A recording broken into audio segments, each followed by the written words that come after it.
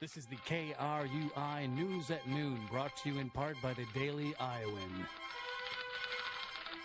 This is KRUI, Iowa City. It is noon in Iowa City. The temperature is 22 degrees. And for KRUI, this is the latest news with Gabriella Dunn and Gina Sbarbaro. Here are the headlines for this Tuesday morning. More on the sexual assault movement, an Iowa cheerleader catching national attention, and an update on Ukraine. A new route for your morning commute could be on the way. Iowa City officials are thinking about turning Market and Jefferson into two-way streets. The city hopes to slow down traffic on those streets, which they have found effective after turning Washington into a two-way in 2012. The streets have been one-way since the 70s, and a two-way could increase retail sales.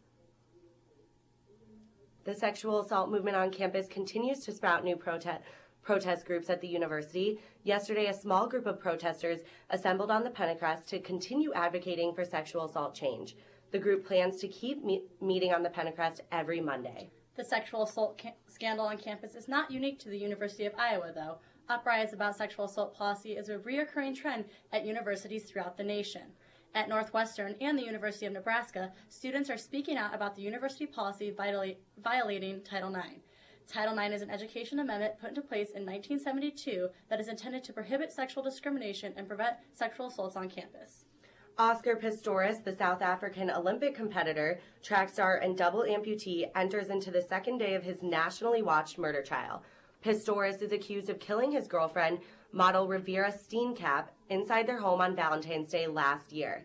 Pistorius admitted to shooting Steenkamp 4 times, but insists that he mistook her for a burglar. The trial began on Monday, where one of Pistorius' neighbors gave an emotional testimony. A defense attorney spent today attempting to point out weaknesses within the testimony. If proven guilty, this Olympic runner could face up to 25 years in prison. Recently, one of Iowa's own student athletes has gained some national attention, but for a good reason. University of Iowa's Oz Agbees, a male cheerleader and the only black member of the Iowa cheer team, was cheered at the Iowa State football game this past year when the ISU student section began yelling racial slurs at him. Videos of Oz self-restraint went viral, and during an Iowa basketball game in January, ESPN focused on Agbees' positive attitude.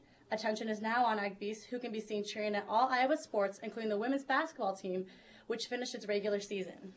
On Sunday, the Iowa women's basketball team wrapped up their regular season with a win over the Illini 81-56. The women's team will now go on to play in the Big Ten tournament starting Thursday. This season marked many milestones for the team. One of the biggest moments was the team's tied record for most wins by a Lisa Bluter coach team. To top it off, the women's basketball team also set a record by winning the most games in their regular season, 23-7. While Iowa's basketball teams are doing well, University of Iowa's women's swimming and diving team is struggling to stay afloat. As their season comes to an end, the women's team has failed to send any swimmers to the NCAA championships. This will be the 11th year in a row that the Hawkeyes will not be good enough to compete in the Big Ten. The women's swim team has not placed higher than 8th place in the Big Ten meet since 2003, and many people are starting to wonder what the excuse is for the continued failure of the program. The war-torn country of Ukraine is beginning to make progress toward integration with the West.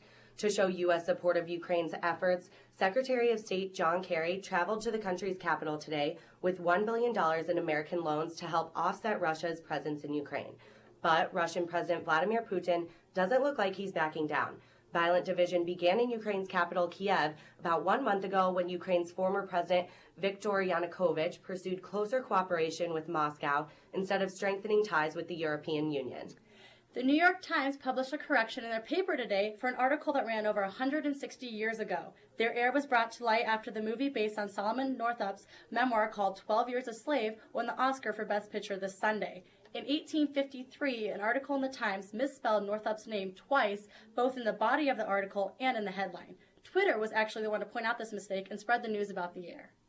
Finally, a quick look at the weather forecast for Iowa City. Right now, the temperature is 22 degrees, and for KRUI, this is Gabriella Dunn and Gina Sbarbaro. You listen to KRUI Iowa City, your sound alternative. Go Hawkeyes!